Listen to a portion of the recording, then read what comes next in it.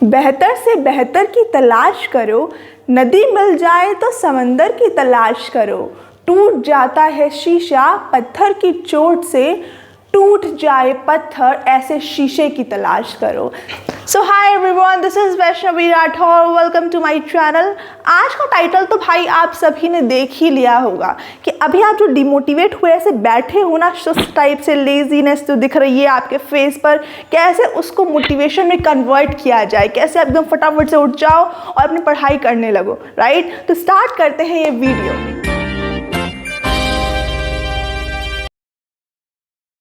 पता है स्टूडेंट, जैसे हमें ऑक्सीजन की रिक्वायरमेंट होती है कि भाई हम इस वर्ल्ड में, भाई संसार में सर्वाइव कर पाए, ठीक वैसे ही अगर हमें स्टडी करनी है इफेक्टिव वे में तो मोटिवेशन आना हमारे अंदर बहुत ज़्यादा ज़रूरी है, क्योंकि विदाउट मोटिवेशन हम कुछ नहीं कर पाते हैं, राइट। तो आज मैं आपको बताने वाली हूँ, सबसे पहले तो मैं ये बताऊँगी आपको कि ऐसे कौन से रीजंस है जिसकी वजह से आपके अंदर डिमोटिवेशन क्रिएट होती है। मतलब आपकी खुद की ही ऐसी मिस्टेक्स होती हैं जिसकी वजह से आपके अंदर डिमोटिवेशन आना शुरू हो जाता है। और जो अभी आप इस वीडियो पे आए हो ना, तो आपकी यही प्रॉब्लम है, तो मैं कोशिश करूँगी कि मैं आपकी इस प्रॉब्लम को, इसका सलूशन आपको दे सकूं और इस प्रॉब्लम को जड़ से फिनिश कर सकूं, राइट। तो सबसे पहले तो यार मैं आपको ऐसी चीज़ें बताना चाहती हूँ जिसकी वजह से आपके अंदर डिमोटिवेशन क्रिएट होती है।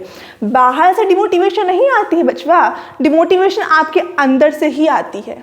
जी हाँ, फर्स्ट रीज़न आपको पता है क्या है? आपका जो स्टडिंग स्टाइल है वही गलत है। आप इनकरेक्ट स्टडिंग स्टाइल को यूज़ करते हो, दैट्स व्हाई आपके अंदर डिमोटिवेशन क्रिएट होती है। बैठ के पढ़ते हो ना बेड पर, राइट, लेटे लेटे पढ़ते हैं हम, तो फ़ोन चला लिया और फ़ोन रखा है, ऐसे वीडियो देख रहे हैं और हम पढ़ रहे हैं, फिर धीरे धीरे नींद आई और हम सो गए, ऐसे ही होता है ना। तो सबसे पहले अपनी ये आदत छोड़ो, बेड पे नहीं पढ़ना है हमको टेबल चेयर पे बाकायदा एकदम अपने सिस्टमेटिक वे में बैठ के पढ़ना है, ताकि हम अच्छे से पढ़ पाएँ। एक चीज़ आप हमेशा याद रखो कि हमारा जो एटमॉस्फेयर होता है उसका हमारे माइंड में बहुत ज़्यादा इफेक्ट पड़ता है। अगर आपका एटमॉस्फेयर स्टडी वाला है तो आप मोटिवेशन अपने आप आपके अंदर खुद ही आएगी। मोटिवेशन हमेशा इंसान के अंदर खुद से ही होती है, तो आपको बाहर से कहीं लाने की ज़रूरत नहीं होती है। आपको पता है, अगर आप मेरा स्टेप फॉलो नहीं करोगे ना, देन अगर आप फिर डिमोटिवेट हो जाओगे, फिर आपको मोटिवेशन चाहिए होगी।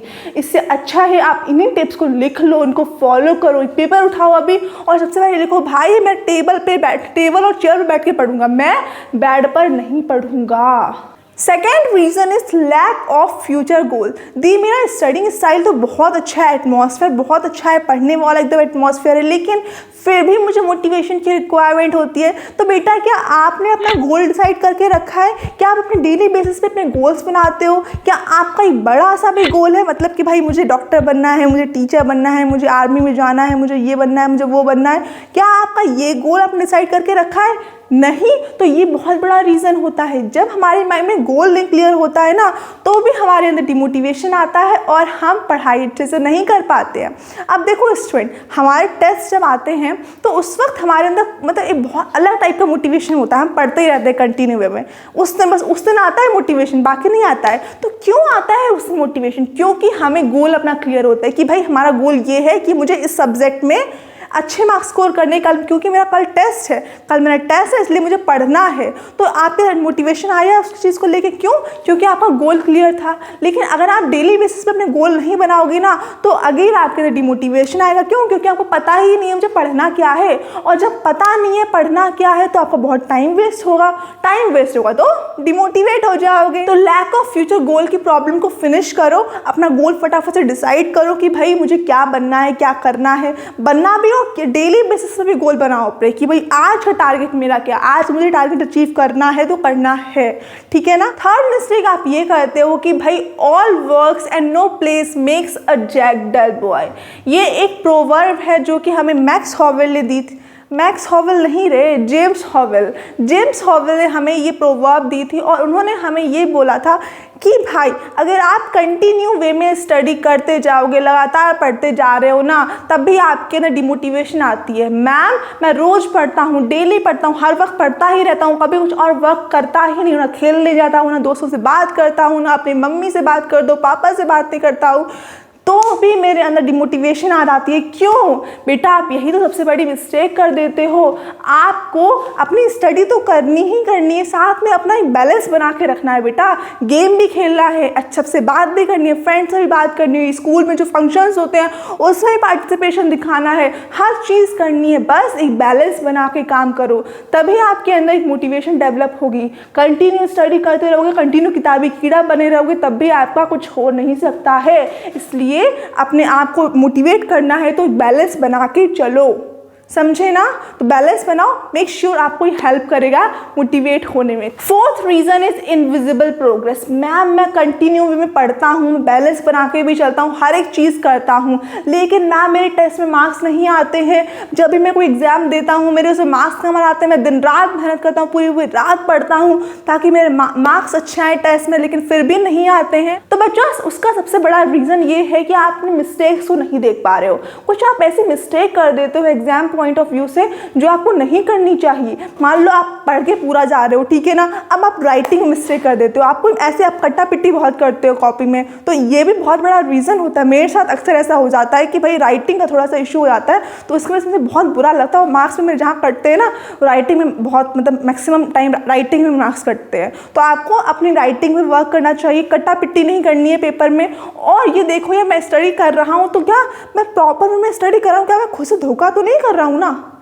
इस चीज़ को मैं हमेशा याद रखो कि खुद से धोखा भी हमें नहीं करना है। पता लग रहा है कि भाई हम पढ़ तो रहे हैं, लेकिन हम बीच में से फ़ोन भी चला लेते हैं। हम अरे फ़ोन से पढ़ रहे, बीच में व्हाट्सएप खोल लिया, भाई कि किसका मैसेज आया, अरे। तो बेटा ऐसा आपको नहीं करना है, खुद से धोखा मत करो, क्योंकि अगर आप खुद से धोखा करोगे ना तो फिर आप अपनी लाइफ में कभी भी सक्सेस नहीं पा पाओगे। और मोटिवेशन की तो बात ही छोड़ दो फिर, बिल्कुल ठीक है ना। फिर तो आप बेटा फिर आप ऐसे ही करो, और आपको फिर हर दिन आप वीडियो देखोगे ना मोटिवेशन वाली, तब भी आपके अंदर मोटिवेशन नहीं डेवलप होगा। इसलिए जो मिस्टेक्स हैं उनको देखो कि क्या मिस्टेक्स मुझसे हो जाती हैं, तो उसको सॉल्व करने की कोशिश करो। Stop the comparison. दी मेरी फ्रेंड है ना, वो तो चैप्टर स्कूल में स्टार्ट होने से पहले ही उसको डन कर लेती है, और मैं जो हूँ मैं रेगुलर तो स्टडी करता हूँ, लेकिन चैप्टर्स जो है ना वो धीरे धीरे कंप्लीट करता हूँ, टीचर के साथ कंप्लीट करता हूँ, कभी कभी टीचर से थोड़ा लेट भी, लेकिन सिलेबस मेरा भी कंप्लीट हो जाता है। तो पहली चीज़, अपने आप को कंपेयर मत करो।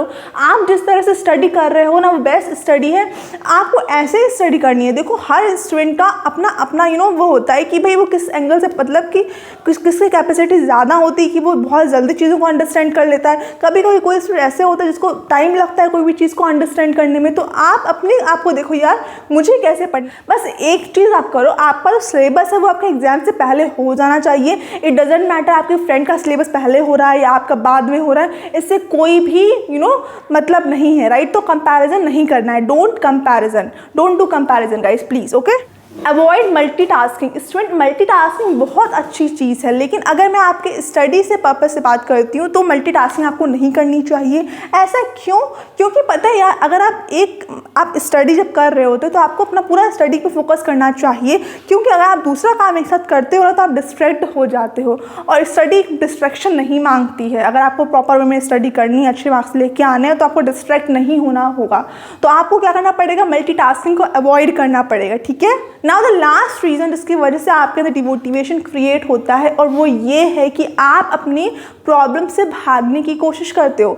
फिर ये प्रॉब्लम किसी भी चीज़ से हो सकती है। फॉर एग्जांपल आपको हो सकता है कि सब्जेक्ट से डर लगता हो, लेटेस्ट साइंस में डर लगता हो आपको, तो मैं आपको बताना चाहती हूँ कि आपको VR+ चैनल पे साइंस पढ़ाई जाती है।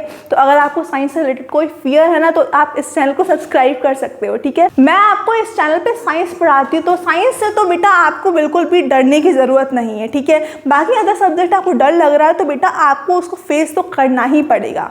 फेस नहीं जब तक करोगे तब तक आपके अंदर क्या नहीं आएगा, मोटिवेशन नहीं आएगा।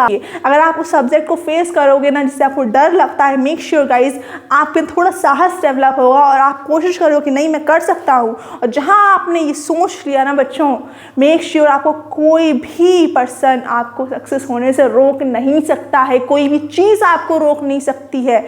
इसलिए बस अपना एक कदम बढ़ाओगे तभी आप सक्सेस को पछताओगे। समझ गए ना स्टूडेंट? अगर आपको कोई साइंस में, मैथ्स में, किसी में भी कोई टॉपिक समझ में नहीं आ रहा है तो करना क्या है? डरना नहीं है उस चीज़ से कि भाई मेरा क्या होगा। फटाफट से यूट्यूब खोलो, वीडियो का जो टॉपिक है उसको डालो और वीडियो देख लो। बहुत सारी वीडियो आती हैं यूट्यूब पर। इवन मैं भी आपको साइंस पढ़ाती हूँ इस चैनल पर, VR+Science। यस, इसका नाम क्या है? VR+Science ही तो है ना। तो मैं आपको साइंस पढ़ाती हूँ, मुझसे पढ़ सकते हो। मुझसे नहीं समझ में आता तो भाई किसी और से पढ़ सकते हो। बस पढ़ो, अल्टीमेटली कहने का मतलब ये है। एक्सक्यूज तो बिल्कुल मत दो बच्चा पढ़, ठीक है? तो स्टूडेंट ये थी आपके लिए कुछ मोटिवेशनल टिप्स। मुझे उम्मीद है जो अभी आपका फेस डल डल सा लग रहा था वो ब्राइट हो गया होगा, उसके अंदर एक होप डेवलप हो गई होगी कि मैं भी कुछ कर सकता हूँ, राइट? तो फटाफट से उठो और पढ़ाई करो। Okay, so bye everyone, thank you so much.